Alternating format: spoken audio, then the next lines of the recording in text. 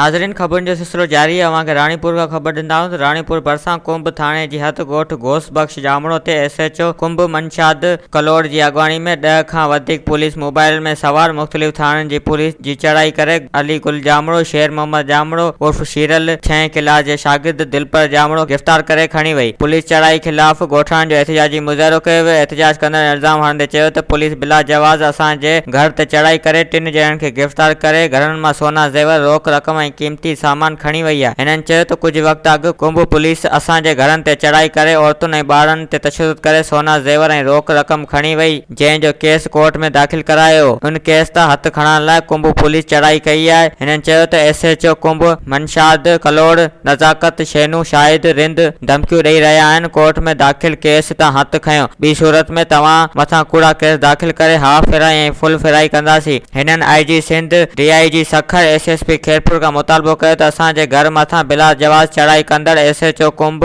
मनशाद कलोड़ नज़ाकत शेनू शाहिद रिंद ख़िलाफ़ कार्रवाई करे असांजा गिरफ़्तार कयल माण्हू फौरी तौर ते आज़ाद कराए असां सां इंसाफ़ कयो वञे। वधीक ख़बरुनि ऐं तफ़सील जे लाइ विज़िट कयो असांजी वेबसाइट awami news hd.com ऐं ॾिसंदा रहो Awami News HD।